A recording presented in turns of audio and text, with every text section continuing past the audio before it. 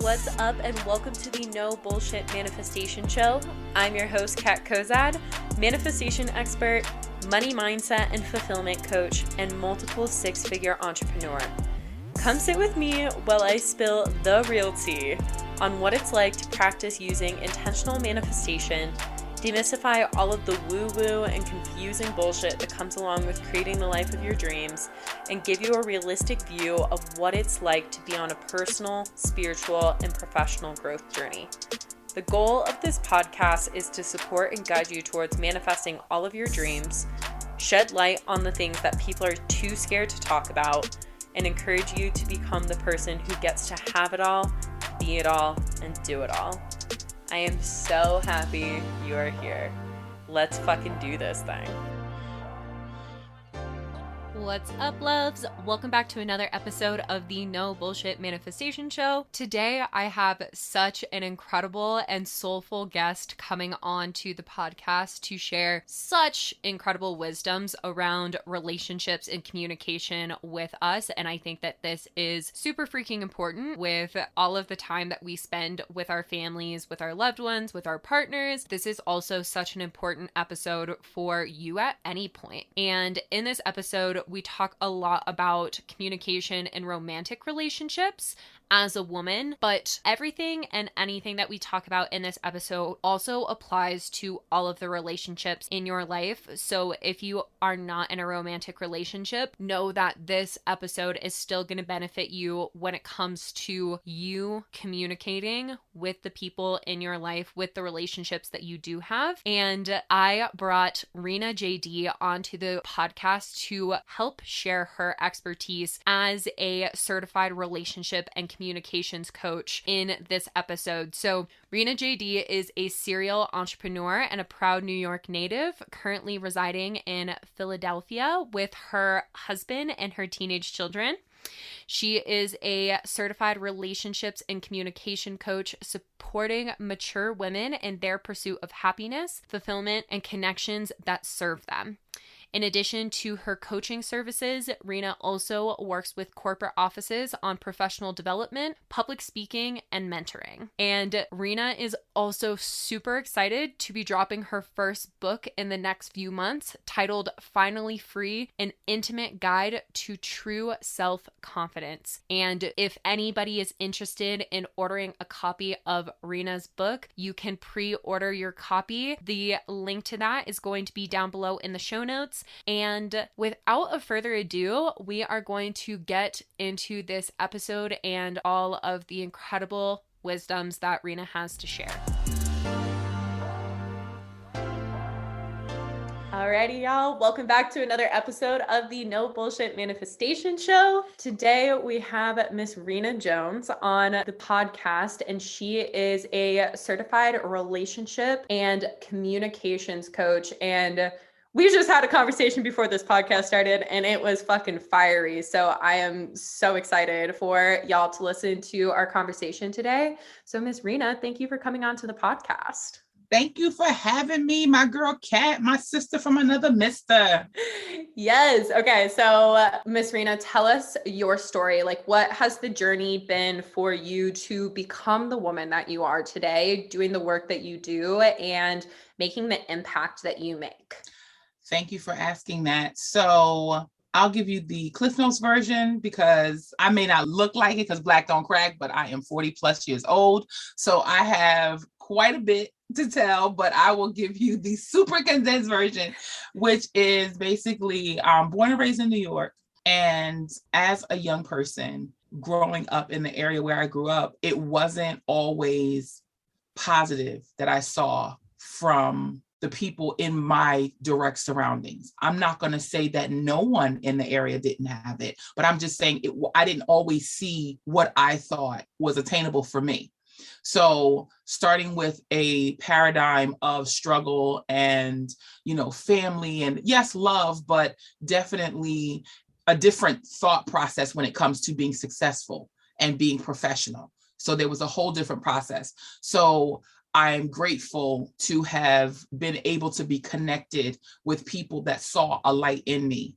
And one being two women that were a part of a Greek organization, Zeta Phi Beta sorority. They took me out of the area and showed me, this is how young women and, powerful women conduct themselves. So that was the start of, wow, this is something different.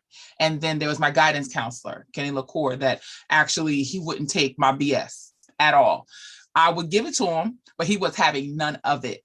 So from a young person, it was kind of like I was pointed in the right direction, even though I may have been the knucklehead doing some silly stuff and kind of giving excuses. Now, fast forward to where I am now, as we were talking about, this country, as women, we are taught to kind of be seen and not heard.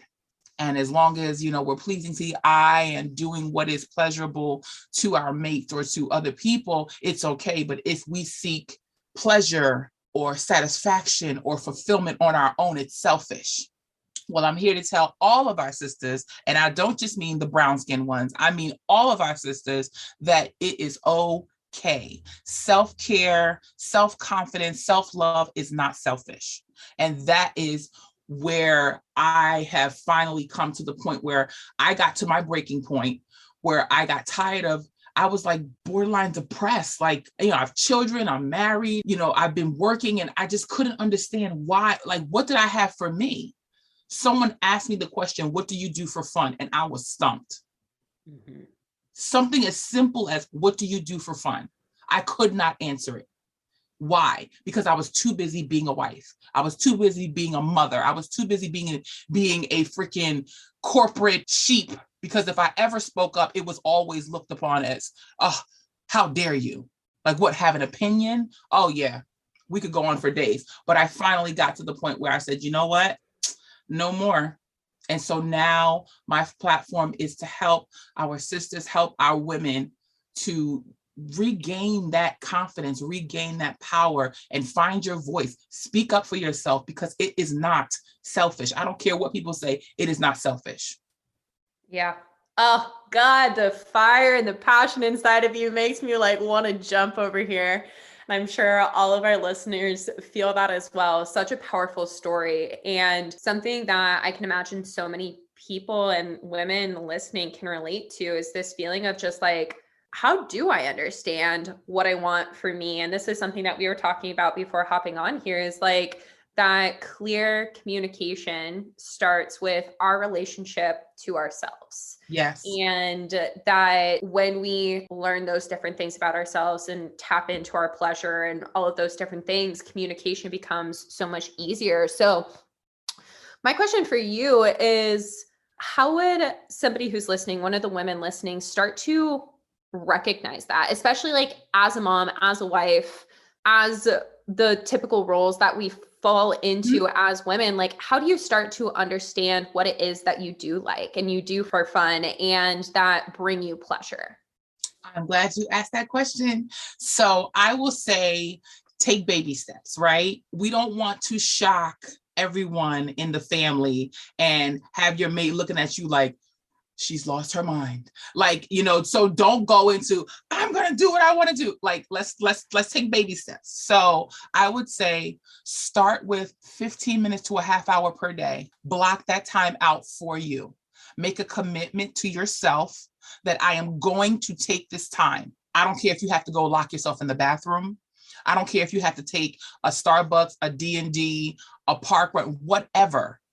Take that 15 to 30 minutes. And it could be an hour. If you could do an hour, then sister, go ahead.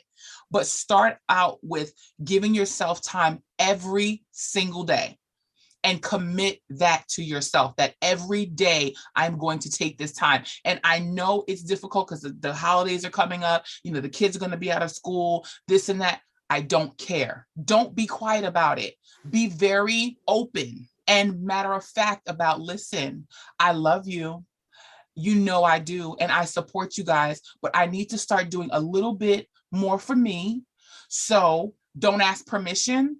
This is a declaration. We're not asking for permission. We are declaring, I am taking this time. And it doesn't have to be anything nasty. It doesn't have to be overly aggressive. It can just simply be a nice conversation. And even if they come and interrupt you, because they will interrupt. And you just have to be very stern.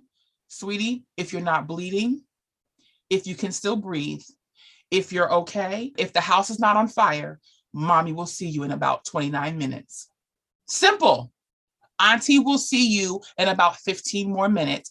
I'm still on my own clock, because we will give all of ourselves to everybody else and we deplete ourselves. So then what happens is we're so full that by the time we get to what we need, all we have left is crumbs. So we give ourselves nothing. And right now we're able to kind of, fake it till you make it. We can grin and bear it. But as time goes on, we're going to start to resent those that we love. We're going to start to resent our lives. And then that's where depression sets in. Low self-esteem, lack of self-confidence, low self-image, body dysmorphia. All of these things start to fester and create a problem because we refuse to allow ourselves to just be human, to be an individual. And I'm telling each and every sister that is listening to me now, you matter. Your time matters. Your feelings are valid. And you deserve more than what you're giving to yourself. And no one will give you better than you can give yourself. So you have to start the journey. You have to start by giving yourself what you know you need, and other people will follow suit. Yeah, absolutely. Oh, I love everything that you just said. So something that I have recognized with the women that I work with is that first piece of creating that declaration of, this is what I want and this is what I need and this is how I need you to respect it, that's where the biggest issue comes into play, because they want to take time for themselves. It's not that they don't want to take time for themselves. They do. They just feel so much fear and so much anxiety towards communicating that to their partner, communicating that to their friends, their family, whoever it is that they're constantly giving to or using their energy with. So how does someone who is in that position of completely fears starting the conversation, what kind of advice would you give to them for starting that conversation of hey, this is what I need for myself? I don't want to say just do it, because that's very dismissive. So I will say, again, start small. Start with something small. If you're struggling with taking the 15 minutes, if you're struggling with taking the half hour and actually declaring, this is what I need, start with something small. Pick your favorite food or something and be like, you know what, hon, once a week, I would like to have this. And be very specific about, this is something. It could be something as simple as your favorite lotion. Just pick something small. The 15 minutes, I feel like, is a small enough time window that, unless the baby's bleeding, unless the house is burning down, unless somebody's choking, not much is going to happen in 15 minutes. Okay? You will survive. You need help with homework? Don't worry, it will be here in 15 minutes. And if not, that means you waited too long. Not mommy's problem. So you're going to have to wait anyway. So the 15 minutes, I think, is a good small nugget that you can start with that and then grow from there. So if you start with the small things, even if you don't want to have the direct conversation, if you're driving, get in your car and take a ride. Get in your car and take a ride. Go sit at a park. Or when you come home from work or when you come home from the grocery store, sit in your car for extra 15 minutes. Don't go right inside. Take that time for you. Put your favorite music on. Sit your chair back. Relax. Take some deep breaths in through your nose. Hold it for 5 seconds. Out through your mouth. Cleansing breaths. Try some meditation, some guided meditation workshops, anything that can just get you outside of where you are. And also affirmations. Affirmations are brilliant. They work. If you don't find the words, There are plenty of videos. There are plenty of recordings that you can listen to, that you can play, that will just help you. What do you want to be? Do you want to be strong? You know you need to be, you need to be confident. I am strong. I am confident. I am beautiful. I am powerful. I am strong. I am powerful. I am beautiful. I am confident every day. Every day. You don't have to even say it out of your mouth. You can just say it to yourself inside. That's the great thing about our brains, is that no one has to know what's going on in here. Just you and your creator, if you believe in that. Mm-hmm. I happen to be a faith believer, so I know that my creator knows exactly what I'm thinking, when I'm thinking. So yeah, you feel that tap on your shoulder, take the time for yourself. It's not too much to ask. It's really not. 15 minutes. Start small, 15 minutes, build the confidence. And if you can't have the conversation to assert yourself, then take it, meaning take the time in any way you can. If you're not someone that drives, if you're, there's some people that New York City and different places that they don't drive, that's fine. You're going to have to go to the store at some point, grab a cup of coffee, sit in a corner booth by yourself. Take your time. Yeah. I love that. That's something in my experience. I struggled with this myself a little over a year ago, was like recognizing that first thing in the morning, even having roommates, like I would wake up and I would make sure all of my roommates were good before I was good. And it was getting to this place of what you said, which I think is like a really powerful thing to hit on, is like, I started to resent my roommates because I wasn't taking time for myself and I was in charge of that. They weren't making me do anything. They weren't saying like, Kat, you have to do X, Y, and Z. I was the one who was choosing that for myself. And I think that that's something that a lot of women experience, is that they feel as though it's just like our inherent duty to take care of everybody else and put ourselves second. And as soon as I started to sink into what you were just saying of like intentionally putting that time in there for myself, especially first thing when I woke up in the morning, was like, okay, before I go out there, like I'm checking in with me, I'm making sure that I'm good. It felt super uncomfortable to do that at first. It was so uncomfortable for me to sit in my room and be like, okay, how am I feeling? I'm feeling uncomfortable. What's going to make me feel better? Go take care of everybody else. But actually knowing that that was the thing that was creating more resentment and lack of energy inside of me. And I can imagine for the ladies listening as well, it's like, that's something that they experience of like getting to this place of like, okay, I'm doing it, but now that I'm doing it, it feels uncomfortable, and breaking the pattern so that they can sit into that place so that they aren't in that pattern of like resentment and anxiousness and whatnot. So my question for you is, why do we start to resent people or experiences when we're not taking time for ourselves? That's such a brilliant question. The resentment comes in basically because ultimately, believe it or not, the resentment is internal. We resent ourselves, so we're now projecting our internal feeling externally. That's what it boils down to. So if I might use you as an example, you were angry with yourself because you knew you wanted to take the time for yourself, and you knew that you needed to take the time for yourself, but you felt guilty. You felt this obligation, this twisted sense of allegiance and duty to your roommates that are not roommates. Are you kidding me? We split the bills. No, I owe you nothing. Like, are you serious right now? You are not my children. You are not my siblings. You are my roommates. No, but because you have that nurturing side, and we as women are natural nurturers. So yes, it's your natural inclination as an empath to want to take care of someone.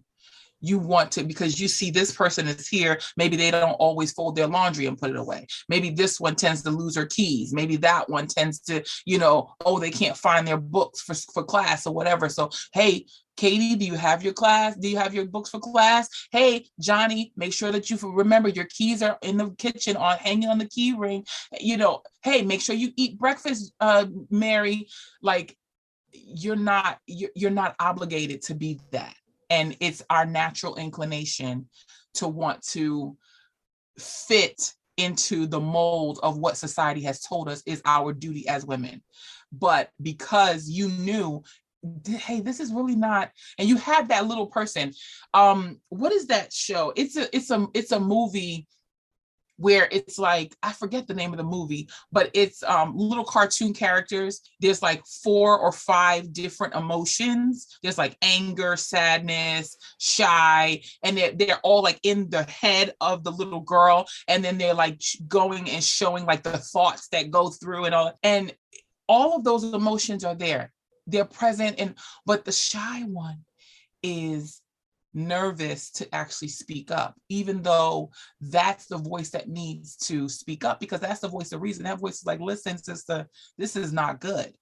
And because you haven't, and you, not even you, just we women, we tend to not always speak our minds. We tend to internalize it. So then it starts to compound itself and build on itself and build. And then the resentment, the self-hate, the self-loathing start to build in. And then we just explode on other people like, I don't like you because you made me do this and that. And it's like, no one made you do that. You did it because you wanted to. And now you're projecting what you were feeling on them when really it was on you. Even if someone asks you, you're not obligated. You did it because you wanted to. And that's where that resentment comes from, because we really are resenting ourselves, but we're not exactly in a place to exercise those feelings, hash them out, and actually communicate what we need. But once that happens, all that resentment goes out the window. Yeah. So powerful. I love hearing you say that, because that was definitely my experience. And it has been such a huge game changer for me to be able to step into this role of like pointing the finger back around at myself and looking at, okay, why am I feeling these different things? And recognizing that we truly are empowered and in charge of making that happen in order for us to feel the way that we want to feel. Also, complete side note, I'm pretty sure that movie is called Inside Out. Yes. Yeah. Yes, it is. There it is. Yes, so that's it. For anybody listening, go watch Inside Out if you haven't. It's great for understanding emotion and whatnot on like a very, very basic level, because it's made for kiddos. Mm-hmm. So simple. Like even down to the part where at the end where the childhood friend was there and she was trying to get up to take the thoughts back. And she was like, come on, we're going to get it. We're going to get it. And they're singing the song and he drops off. She's like, we're going to make it. We're going to make it. And then she looks and he's gone. And he's just like, just go, just handle that. That is so simplistic, but it's so powerful and profound, because we hold on to those childhood hurts, the childhood trauma, the things that have bound us. We hold on to them and we want to take them with us because that's our safety net, because this is what's comfortable. But I can tell you, your breakthrough, your greatness, your power, and your full potential is on the opposite side of your comfort. It's on the outside of your comfort zone. So if your comfort zone is here, you're going to have to be over here to be able to actually feel and understand what your full potential is. Otherwise, you'll never reach your full potential inside your comfort zone. It's impossible. Absolutely. 100%. One of the things that I always say is like, in order for us to live a life that we've never had, we have to do things that we've never done. Yeah. And doing the things that we've never done are never going to be comfortable. And so bringing it back to like communication within relationships, another one of the biggest things that I recognize the women that I work with, what they experience is that what you were just saying is like, little thing after little thing after little thing after little thing builds up and up and up and up till you get to this place of like breaking down and projecting all of that hurt and all of that resentment outwards towards the people in our lives, specifically if like you're in a relationship with a partner and having that kind of like big falling out with a partner. How can our ladies transition into a place where they feel safe enough to express those little things, not just the things that they want, but the things that their partner is doing that triggers them, or something that their partner is doing that they want them to do differently, or like whatever it is, these little life things that happen on a daily basis that do add up over time and equal having a breakdown? The simplest way I can put it, write it down. Write it down. If you feel, and I'm saying you, meaning any of you sisters that are listening, if you feel like you can't speak what you're feeling to your partner, not for fear of, retaliation or anything like that, because if we're talking abusive relationship, that's a whole other conversation. But if you're in an overall healthy and loving relationship, but you feel like you can't speak your mind, write it down. Writing is so cathartic. It's so therapeutic, and it helps for you to be able to get your words out without interruption, without disruption in your thought process, and without fear of facial expressions, hurt, any of that. And writing also does that. That's the one part. And then the second part is it also gives you the opportunity to decide what you want to do with those feelings. Because as you're writing it, I call it downloading. You're and you have to physically, please understand, physically write, not type. Because we've gotten to the point where our culture now is very detached. Everything is impersonal. A text message, an email. No, I want you to physically take a pen or a pencil. I don't care if you have chicken scratch writing, because you don't have to read it anyway. The whole point is to get the feelings out. So you want to write. If you want to say, Johnny, you really pissed me off when you did blah, blah, blah, blah, blah, write it. Write it. Everything that is in your mind, everything that is on your heart that you feel like you need to say. I don't care if you keep it in a journal. I don't care if you write it on the back of your grocery store receipts. Whatever you do, write it down.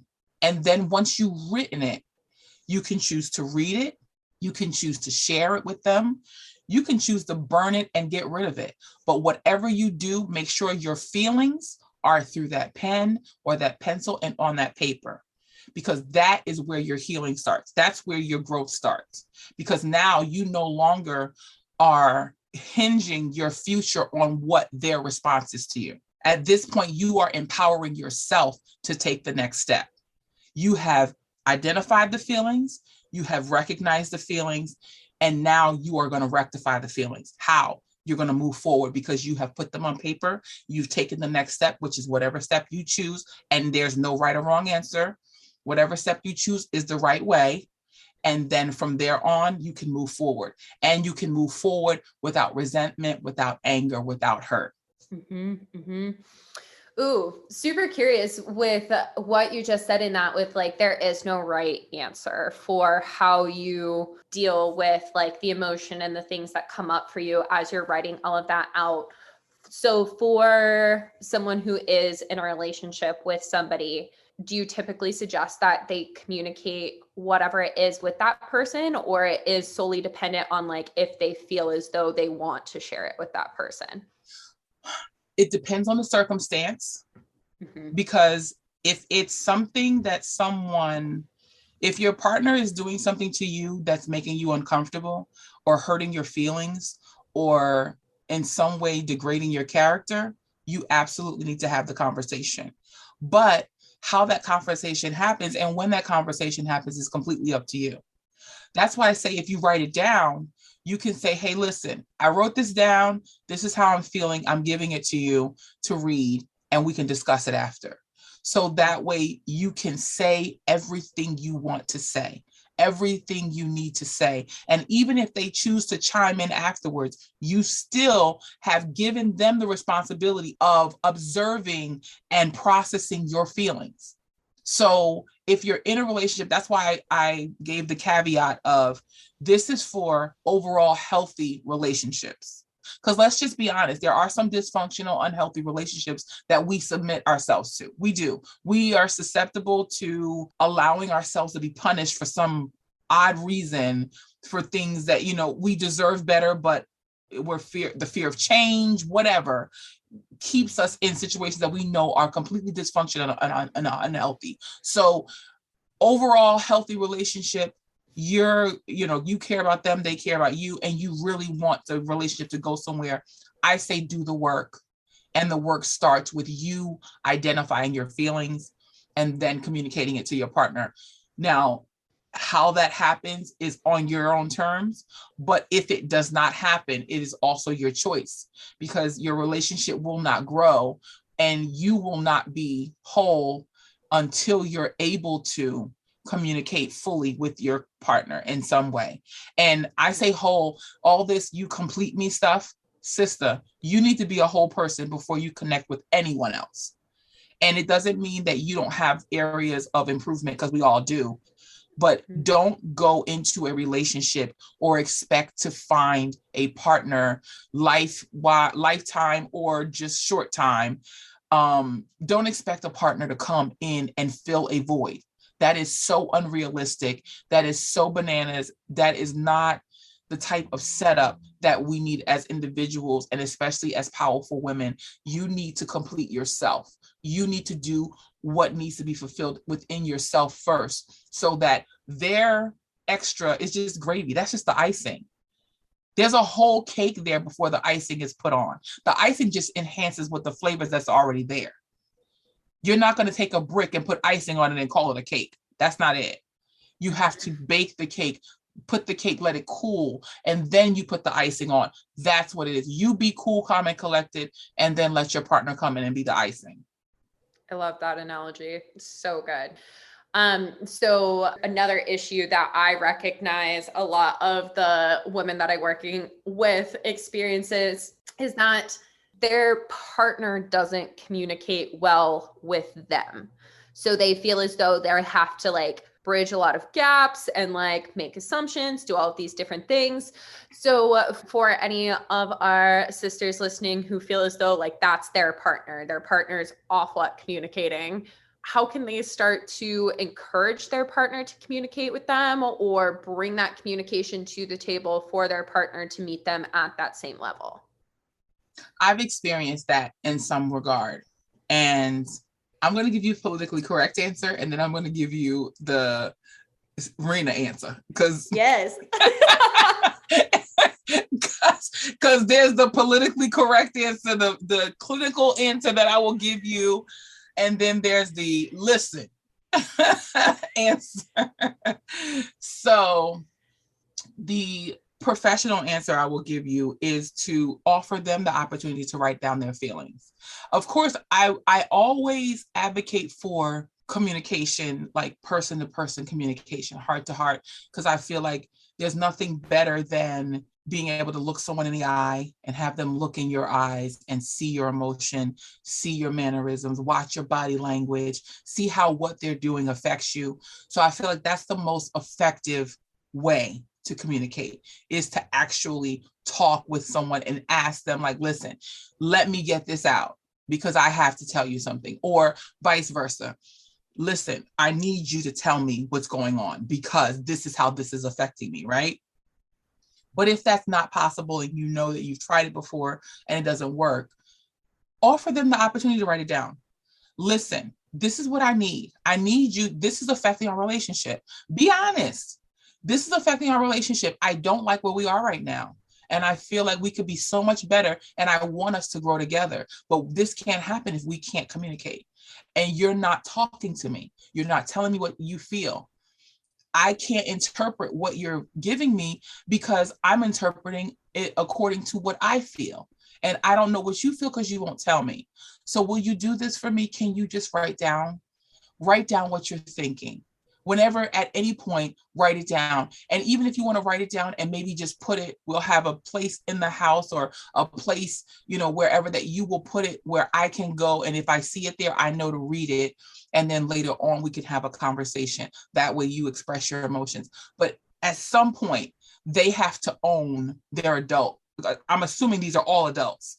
So if you're an adult, you should be able to articulate at some point. And I do understand there are different anxiety, points of anxiety and things of people. Maybe they have childhood trauma, all of that. But the work has to start somewhere. And if you want to have a healthy relationship, and if you want to build and grow in a relationship, you're going to have to meet each other on an even playing field. And an even playing field is not one-way communication. It just doesn't work. So it has to start somewhere. Offer them the opportunity to write it down.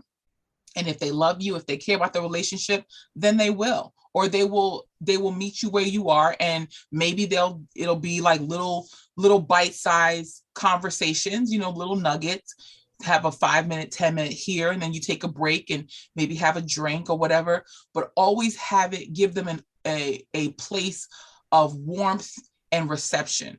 So if you want to talk about sex, don't do it in the bedroom. If you want to talk about food, don't do it while you're sitting at the dinner table. If you want to talk about their clothes, don't do it while they're getting dressed. So just things like that.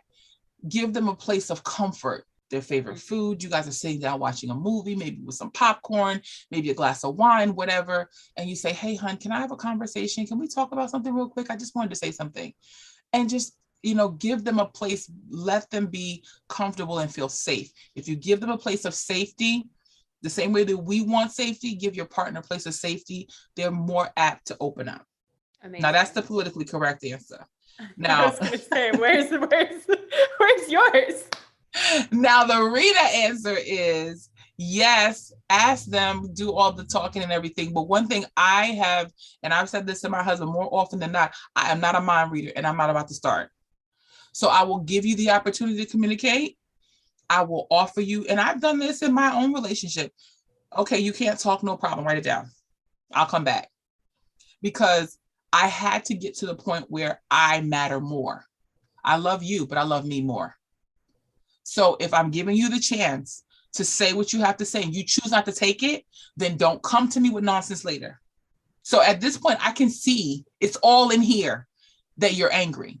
But if I ask you, you say you're okay, then I'm going to operate as if you're okay.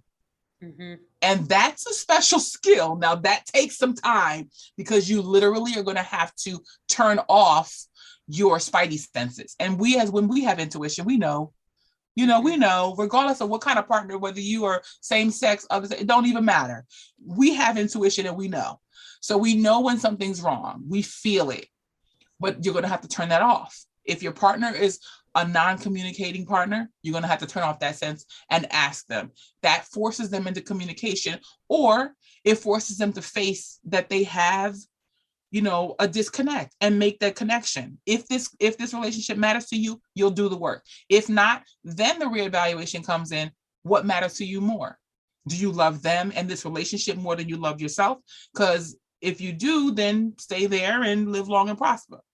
But if not, take a step back and say, listen, this is a hard conversation to have, but if you can't meet me part the way, then I don't see us going much further. It's not to say that I'm going to leave you if you, no ultimatums. Don't do that, because then you're backing someone into the corner and it's the fight or flight situation. We don't want that. But definitely be very specific about the fact that your lack of communication is creating a problem. And it may not even be bad conversations, but I need something. Because if not, it's definitely going to cause an issue later on down the line. Yeah, absolutely. I love that. And ladies, for all of you listening, know that you can apply what Rina just said into your relationships with your family, your friends, all of the relationships in your life as well. This doesn't just have to be a romantic relationship, because we run into these things with our families. We run in them with all of the people in our lives. And when you do what Rina was just saying of knowing that they mean something else, even though they're not communicating to it, it's encouraging that behavior to continue to go on, when in reality, it's creating more frustration for you and ultimately, once again, more resentment. Super powerful. It happens. Yeah. Don't do it, ladies. Don't do it.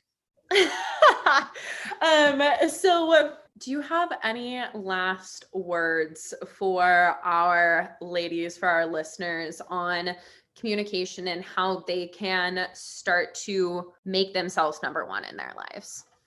One thing I would say is, again, I've said it before and I can't say it enough. You matter. You matter. Your feelings matter.